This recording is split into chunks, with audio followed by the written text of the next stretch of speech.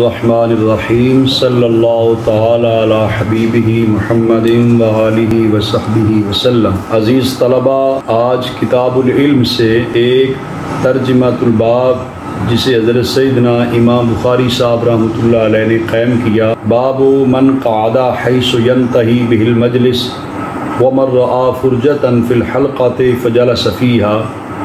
اس ترجمۃ الباب کو سمجھیں گے اور اس کے تحت حضرت سیدنا امام بخاری صاحب رحمۃ اللہ علیہ نے اپنی سند کے ساتھ جو حدیث پاک ذکر کی اس کی سند اور متن پر بحث کریں گے۔ تو یہ ترجمۃ الباب جس کا مطلب یہ بنتا ہے کہ جو شخص مجلس میں بیٹھ جائے جہاں مجلس اختتام پذیر ہو رہی ہے، جہاں پہ مجلس ختم ہو رہی ہے، یعنی مجلس کا ایک کنارہ ہے، وہاں پر وہ جائے تو وہیں پر بیٹھ جائے، چہ جائے کہ مجلس کو چیر کے آگے جائے جہاں اس کو مجلس میں جگہ ملے۔ اگرچہ اس کنارے پہ جگہ ملی ہے تو حلقہ علم میں، کلاس روم میں، مجلس علم میں جہاں پر جگہ ملے اسی جگہ پر بیٹھ جائے۔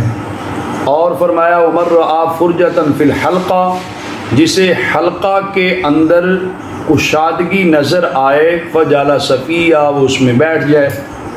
جو مجلس کے منعقد ہونے کے بعد جاتا ہے اسے اگر مجلس میں جگہ میسر نہ ہو تو اسے مجلس کے کنارے پر ہی بیٹھ جانا چاہیے تاکہ لوگوں کے لیے دقت نہ بنے۔ اگر وہ سمجھتا ہے کہ مجلس میں کسی جگہ پر جو ہے وہ کشادگی ہے، وسعت ہے، تو اسے چاہیے کہ اس علمی حلقہ میں، اس دینی مجلس میں، جہاں بھی مجلس میں لوگ بیٹھے ہیں، جس طرح کی بھی مجلس ہے، اسے اس جگہ پر پھر بیٹھ جانا چاہیے جہاں پہ جگہ خالی پڑی ہوئی ہے۔ یہ ترجمۃ الباب ہے۔ گویا کہ حضرت سیدنا امام بخاری صاحب رحمۃ اللہ علیہ نے اس ترجمۃ الباب میں مجلس میں حاضر ہونے والوں کے آداب بیان کیے، کلاس میں حاضر ہونے والوں کے لیے آداب بیان کیے۔ جو متعلمین ہیں، تعلیم حاصل کرنے کے لیے آتے ہیں، وہ استاذ کی مجلس میں آئیں، اگر جگہ میسر نہیں ہے تو انہیں یہ نہیں چاہیے کہ وہ چلے جائیں، بلکہ انہیں چاہیے کہ مجلس کے کنارے پر ہی بیٹھ جائیں۔ یہ مجلس کے آداب میں ہے اور پھر علم کے احترام میں ہے، استاذ کے احترام میں ہے کہ جس کے پاس آئے جہاں جگہ ملی وہیں بیٹھ گئے۔ اگر مجلس کے اندر، حلقہ کے اندر جو ہے کلاس میں کشادگی ہے، کوئی سیٹ خالی ہے، کوئی نشست خالی ہے، تو اسے چاہیے وہاں پر بیٹھ جائے، جبکہ اس نشست پر پہلے کوئی نہ بیٹھا ہو یا کسی کے لیے وہ نشست مختص یا معین نہ کی گئی ہو۔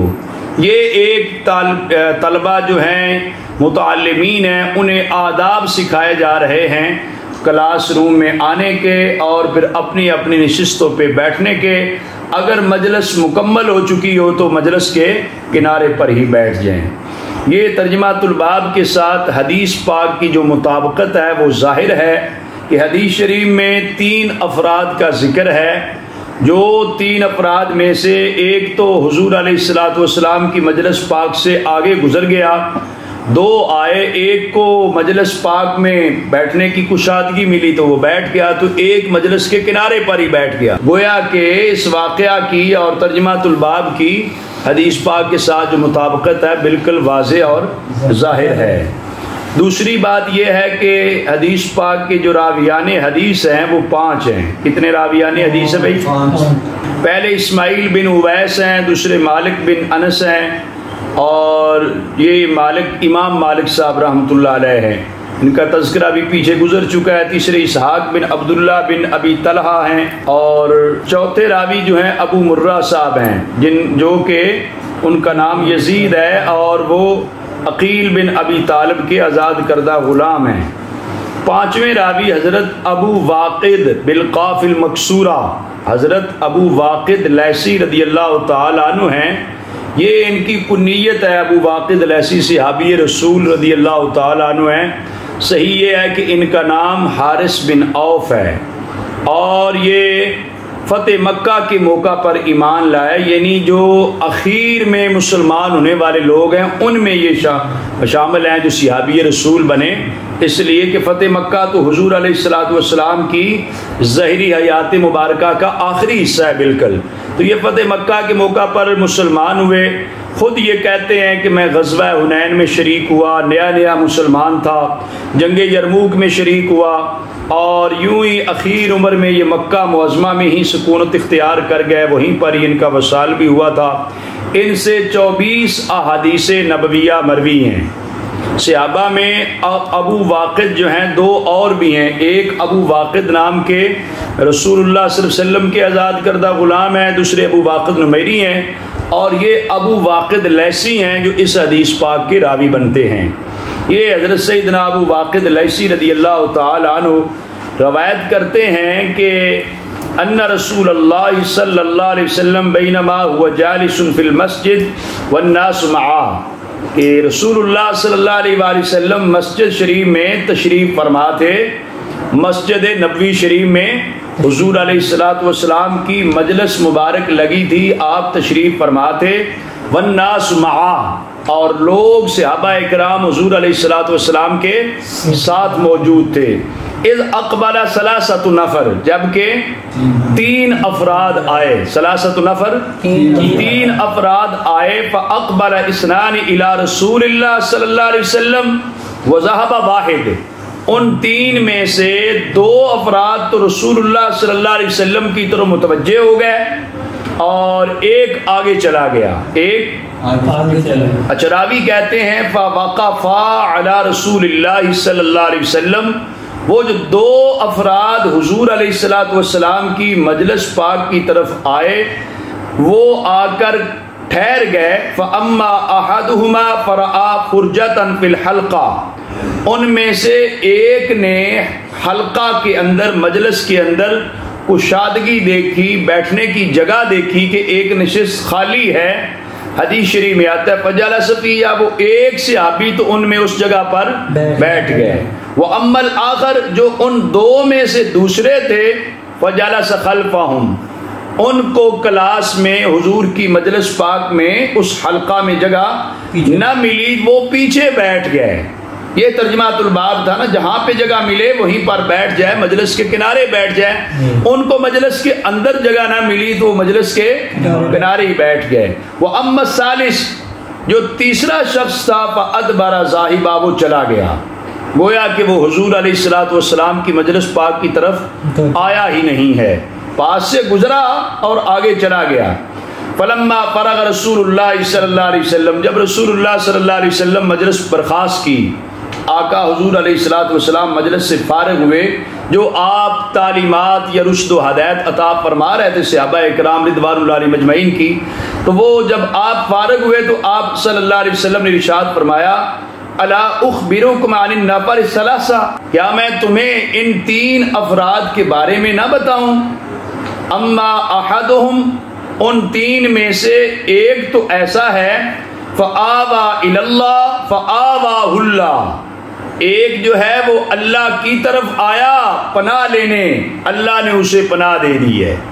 ایک جو ہے وہ اللہ کی طرف آیا پناہ لینے، آوا ماوا ہوتا ہے نا جائے پناہ، تو یہ آوا ایک آیا اللہ کی طرف پناہ لینے، اللہ تبارک و تعالیٰ نے اسے پناہ دے دی.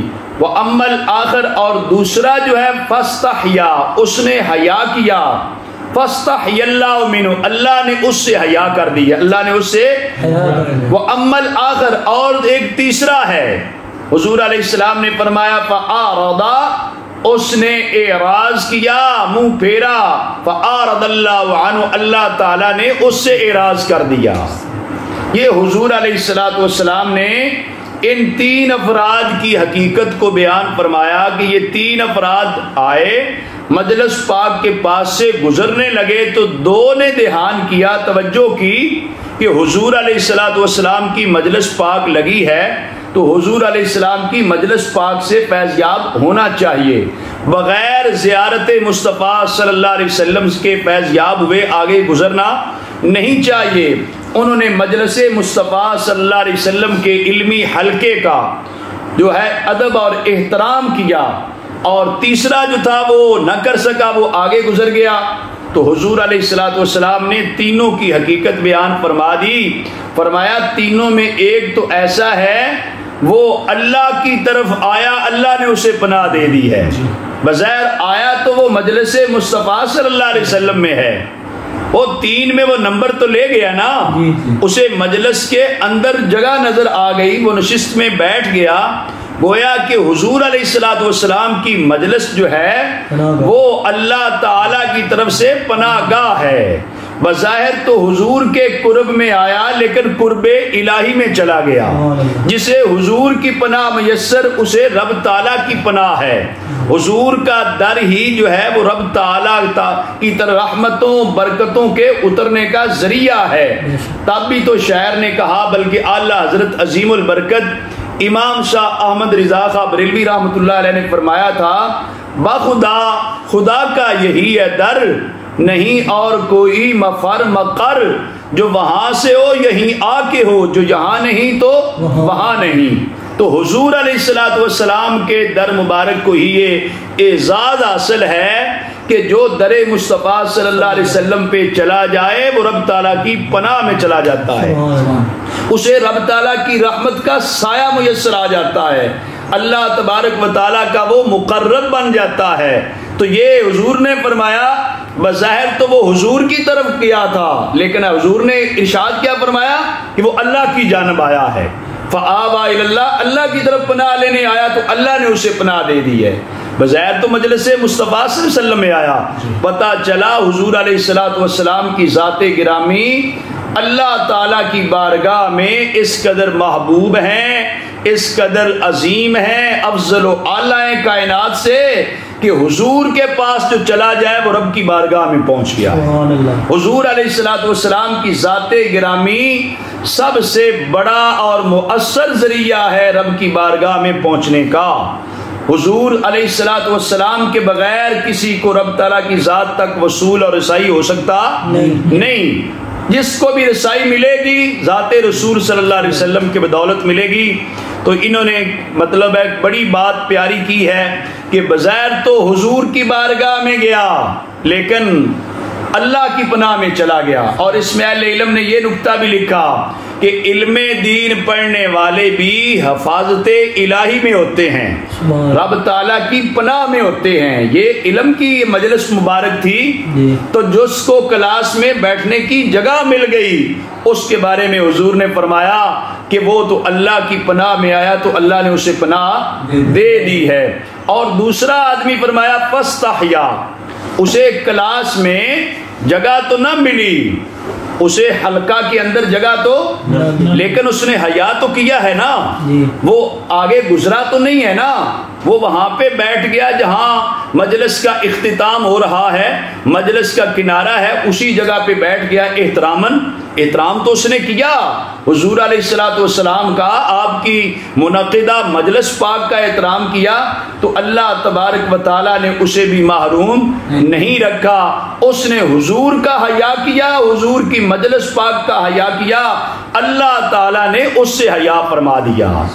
اب اس کا کیا مطلب ہوتا ہے کہ اللہ تبارک و تعالیٰ حیا فرمائے, بندے کے حیا کی تو سمجھ آتی ہے کہ اس نے حیا کیا, لیکن یہ ہے کہ حضور علیہ السلام نے فرمایا کہ اللہ نے اس سے حیا فرما دیا. اس سے مراد کہتے ہیں یہ ہوتا ہے کہ اللہ تبارک و تعالیٰ نے اس پر اپنا رحم و کرم فرما دیا, اس پر کوئی عقاب نہ فرمایا, کوئی سزا یا کوئی عذاب نہ فرمایا, رب تعالیٰ نے اسے بھی اپنی رحمت کا حصہ عطا فرما دیا.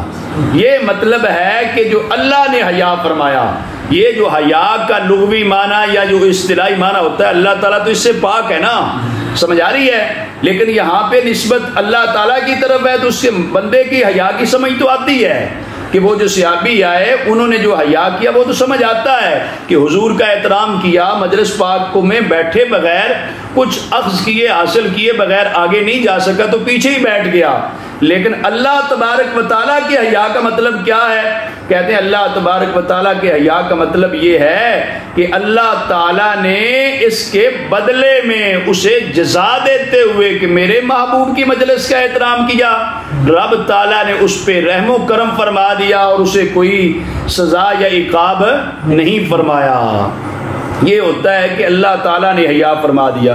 اور اہل علم کہتے ہیں کہ یہ جملے باب المشاکلہ سے بنتے ہیں، مقابلہ سے بنتے ہیں۔ جس طرح اس اللہ کی پناہ میں آیا، اللہ نے پناہ دی، اس نے حیا کیا، اللہ نے حیا کی، یہ کیا ہوتا ہے؟ مقابلہ، مشاکلہ اس کو بولتے ہیں، مقابلہ بولتے ہیں۔ تو یہ باب مشاکلہ سے ہے۔ اور اسی طرح جو ہے وہ تیسرا آدمی جس کے بارے میں یہ حدیث پاک میں آیا کہ اس نے اعراض کیا، اعراض کرنا ہوتا ہے منہ پھیرنا، اس کے منہ پھیرنے کی تو سمجھ آتی ہے کہ وہ حضور علیہ السلام کی مجلس کے پاس سے آگے گزر گیا، مجلس پاک میں بیٹھا نہیں ہے، لیکن اللہ تعالیٰ نے اس سے اعراض کر دیا، اللہ تعالیٰ نے اس سے اعراض کر دیا۔ یہ اللہ تعالیٰ کا اعراض کرنا کیا ہے؟ ظاہر اللہ تعالیٰ جسم سے تو پاک ہے نا، جس طرح منہ پھیرنے ہم بندے کے بارے کہہ سکتے ہیں، اللہ تعالیٰ کی ذات کے بارے میں تو ایسے نہیں کہہ سکتے۔ تو یہ اللہ تعالیٰ کے اعراض کا مطلب امام عینی رحمۃ اللہ علیہ فرماتے ہیں یہ ہے کہ اللہ تعالیٰ نے اس پر جو ہے ناراضگی فرما دی ہے کہ میرے محبوب کی مجلس پاک سے گزرا ہے، دھیان ہی نہیں دیا، توجہ نہیں دی، تو آگے گزر گیا، تو رب تبارک و تعالیٰ نے اس پر ناراضگی کا اظہار فرمایا۔ اللہ تعالیٰ کا غضب، اللہ کی ناراضگی، یہ مجازی طور پہ اعراض کا مطلب بنتا ہے جو اللہ تعالیٰ کی ذات کی طرف سے کہا گیا کہ اللہ تعالیٰ نے اسے اعراض کر دیا۔ بظاہر اس کا اعراض کدھر سے تھا؟ رسول اللہ صلی اللہ علیہ وسلم کی مجلس پاک سے اعراض کر کے گزرا تھا، لیکن رب تعالیٰ کے حبیب نے فرمایا کہ اس نے اعراض کیا، اللہ تعالیٰ نے اس سے اعراض کر دیا۔ اسی کو میرے امام اہل سنت نے فرمایا تھا، جو تیرے در سے یار پھرتے ہیں، در بدر یوں ہی خار پھرتے ہیں، اس گلی کا گدا ہوں میں جس میں مانگتے تاجدار پھرتے ہیں۔ یہ حدیث پاک بخاری شریف کی ہے نا، جو اعراض کیا جس نے، حضور نے فرمایا اس سے اللہ نے اعراض کر دیا۔ گویا کہ وہ پھرا تو در مصطفیٰ سے ہے، لیکن اللہ تبارک و تعالیٰ نے اسے کتنا ناراضگی کا اظہار ہے اور خار و ذلیل ہے۔ فرمایا جو تیرے در سے یار پھرتے ہیں، جو لوگ بھی تیرے در سے یار، تو مصطفیٰ کریم صلی اللہ علیہ وسلم کی ذات گرامی ہے نا، جو تیرے در سے یار پھرتے ہیں، در بدر یوں ہی خار پھرتے ہیں۔ تو حضور علیہ السلام نے فرمایا یہ تیسرا آدمی جو مجلس پاک کے قریب سے گزرا، دھیان نہیں دیا، توجہ نہیں کی، مقام اور احترام یہ تھا کہ آقا حضور علیہ السلام کی مجلس میں زیارت سے فیض یاب ہوئے بغیر نہ گزرتا، اس نے مجلس کا احترام نہیں کیا، حضور کی ذات کی طرف اس نے توجہ نہیں کی، نتیجہ تن کیا ہوا؟ حضور نے فرمایا اللہ تعالیٰ نے اس سے اعراض فرما دیا، رب کی رحمت روٹھ گئی، اللہ تبارک و تعالیٰ نے غضب اور ناراضگی فرما دی۔ یہ اس کا مطلب ہے اعراض کرنے کا۔ یہاں پہ امام عینی صاحب رحمۃ اللہ علیہ لکھا، اور یہ بھی یاد رکھیں یہاں پر ایک اور بات بھی لکھی ہے، کہتے ہیں یہ اس صورت پر محمول کریں گے جب وہ شخص بغیر عذر کے گزر گیا تھا۔ عذر کے ساتھ کو بندہ چلا جائے اور کلاس روم میں نہ بیٹھے، مجلس میں نہ بیٹھے، تو عذر والا معذور ہوتا ہے، اس کی بات نہیں کر رہے، بغیر عذر کے گزر گیا، اس پہ انہوں نے معمول کیا۔ اور حضرت قاضی یاد مالکی رحمۃ اللہ علیہ کے بارے میں تو یہاں اس شرح بخاری میں لکھا ہے، من اعرض عن نبی صلی اللہ علیہ وآلہ وسلم وزہد منہ فلیس بمؤمن، فرماتے ہیں جو حضور سے بے رغبتی رکھے، حضور علیہ السلام کی طرف شوق محبت کا اظہار نہ کرے، حضور علیہ السلام سے بے رغبتی کا اظہار کرے، وہ مومن نہیں ہو سکتا۔ فلیس بمؤمن، وہ مومن ہو سکتا نہیں ہے۔ وَإِن كَانَ هَذَا مُؤْمِنًا وَذَهَبَ لِحَاجَةٍ دُنْيَاوِيَّةٍ أَوْ ضُرُورِيَّةٍ فَإِعْرَاضُ اللَّهِ عَنْهُ تَرْكُ رَحْمَتِي وَعَفْوِي، کہتے ہیں کہ اگر وہ مومن تھا آدمی گزرنے والا اور اسی کوئی دنیاوی کوئی ضرورت تھی یا کوئی حاجت تھی، تو اللہ تعالیٰ کے اعراض سے مطلب یہ ہے اگر دنیا کی چیز کو اہمیت دے کے گزر گیا تو پھر بھی رحمت خدا مندی سے محروم ہو گیا۔ وہ رب کی رحمت نہیں پا سکا جو حضور کے در پہ آنے سے ملنی تھی، حضور کی مجلس میں حضور کی زیارت سے ملی تو اس سے محروم رہا ہے۔ وَإِنْ كَانَ ذَاكَ مُنَافِقًا كَانَ النَّبِيُّ صلی اللہ علیہ وسلم اطلع علی امری، کہتے ہیں کہ اگر وہ بندہ منافق تھا تو پھر ویسے ہی بات کلیئر ہے کہ حضور علیہ الصلوۃ والسلام اس کے حال پہ مطلع تھے، تو آپ نے فرما دیا، اللہ نے اس سے اعراض کر دیا، پھر تو سیدھی سیدھی بات ہے، ظاہر منافق سے تو اللہ تعالیٰ کا اعراض ہی ہے نا۔ تو یہ ہے کہ گویا کہ آقا حضور علیہ الصلوۃ والسلام کی مجلس پاک ہو، اس مجلس پاک کا جو احترام نہ کر پائے وہ فیض سے محروم ہو جاتا ہے۔ جتنا زیادہ وہ مجلس کا احترام کرے گا اتنا زیادہ ہی اللہ تعالیٰ کے فیض و رحمت اور اللہ تبارک و تعالیٰ کی جو پناہ ہے وہ اسے حاصل ہوگی۔ تو لہذا اس حدیث شریف سے جو چند احکام مستنبط ہوتے ہیں محدثین کرام نے استنباط فرمایا ہے، اس میں سب سے پہلی بات یہ لکھی ہے کہ جو علمی حلقہ میں جائے، جو علمی مجلس میں جائے، فرماتے ہیں وہ تو اللہ تعالیٰ کی پناہ میں ہوتا ہے، حتیٰ کہ جانے والا جب گھر سے نکلتا ہے اس کے اعزاز میں اللہ کے فرشتے پر بچھاتے ہیں، تو جب مجلس پاک میں پہنچ جاتا ہے اللہ تعالیٰ کی پناہ میں آ جاتا ہے۔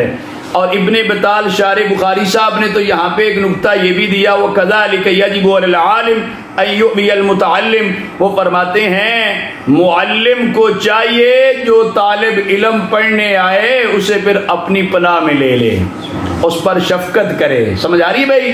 جیسے اطرف آواہ اللہ، اللہ تعالیٰ اسے اپنی پناہ میں لے لیتا ہے نا، جو علم کے لیے آتا ہے اللہ کی پناہ میں چلا جاتا ہے، تو لہذا عالم کو بھی چاہیے کہ وہ کیا کرے، اس پر شفقت کرے، اسے اپنے دامن رحمت میں جگہ دے دے۔ گویا کہ اگر دوسرے لفظوں میں اسی سے بات آگے سمجھے تو یہ سمجھ آتی ہے کہ آنے والے کو داخلہ بھی دیا جائے، اس کو موقع دیا جائے پڑھنے کا، پڑھنے کے لیے آیا ہے تو اس کو موقع بھی دیا جائے۔ اور دوسرا نقطہ یہ بھی بیان کرتے ہیں، بھئی جو عالم کا قصد کرے، عالم کے پاس جانے کا ارادہ کر لے، اس کی مجلس میں جانے کا، ہم نشینی کا ارادہ کر لے، اللہ تعالیٰ اس سے بھی حیا فرما دیتا ہے۔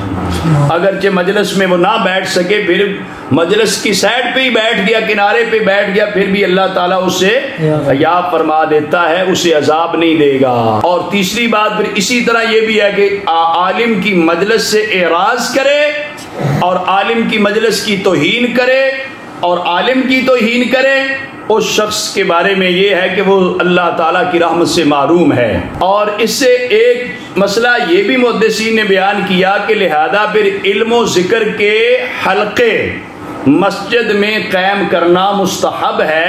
حضور علیہ الصلوۃ والسلام مسجد نبوی شریف میں علمی حلقہ قائم کیے ہوئے تشریف فرما تھے، تو لہذا یہ حلقوں کا قائم کرنا ٹھیک ہے۔ اسی طرح یہ بھی مسئلہ معلوم ہوتا ہے کہ جو بندہ اچھا کام کرے اس کے منہ پر اس کی تعریف کرنا بھی جائز ہے، بشرطے کہ وہ آدمی جو ہے وہ متکبر نہ بنے، بگڑے نہیں۔ پتا ہو کہ بندہ بگڑے گا نہیں تو منہ پہ تعریف کرنی جائز ہے۔ اور پھر کسی کے اچھے کام پر اسے خراج تحسین پیش کرنا کہ یہ بڑا اچھا کام کیا ہے، یہ جائز ہے۔ کہ حضور علیہ الصلوۃ والسلام نے مجلس کے اختتام پر آنے والوں کے بارے بتایا کہ جو آ گیا وہ اللہ کی پناہ میں آ گیا، اس کے اچھے عمل کی حضور نے تعریف فرما دی ہے۔ اسی طرح یہ ہے کہ کوئی بندہ کبھی کام کرتا ہے، قابل مذمت کام کرتا ہے، تو اس کی پھر مذمت بھی کی جائے۔ حسن ادب سے یہ ہے، حسن ادب سے یہ ہے کہ آدمی آئے مجلس میں، جہاں جگہ ملے وہاں ہی بیٹھ جائے، کسی کو اٹھا کر نہ بیٹھے، کسی کو اور مجلس چیر کر بھی نہ جائے کہ اس سے انتشار پیدا ہوتا ہے۔ خالی جگہ ملے تو اس کو کنارے پہ بیٹھ جانا چاہیے، اور مجلس چیر کے زبردستی مجلس میں گھسنا نہیں چاہیے۔ بات آ رہی سمجھ؟ اور اسی طرح یہ ہے کہ کسی کام میں آدمی مصروف ہو تو فارغ ہو تو پھر چاہیے کہ اسے علمی حلقہ تلاش بھی کرنا چاہیے، واعظ و نصیحت کے لیے جو ہے کسی کے پاس جانا چاہیے۔ اور ایک مسئلہ جو میں نے عرض بھی کر دیا، اس سے یہ معلوم ہوتا ہے کہ رسول اللہ صلی اللہ علیہ وسلم کی یہ خدمت میں حاضر ہوئے تھے تو اسے اللہ کی پناہ سے تعبیر کیا گیا، تو معلوم ہوا حضور علیہ الصلوۃ والسلام کا قرب الہی ہے، آپ کے دامن میں پناہ لینا رب تعالیٰ کی پناہ میں جانا ہے۔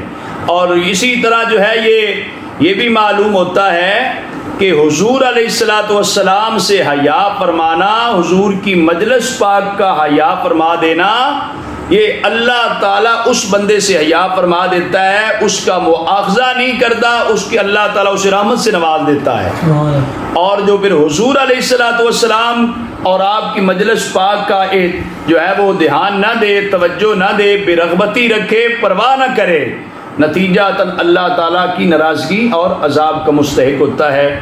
یہ چند گزارشات جو ہیں میں نے عرض کی ہیں کہ اس کے تحت جو ہے وہ اہل علم نے بیان کی ہے۔ اللہ تبارک و تعالیٰ مجھے اور آپ سب کو عمل کی توفیق عطا فرمائے۔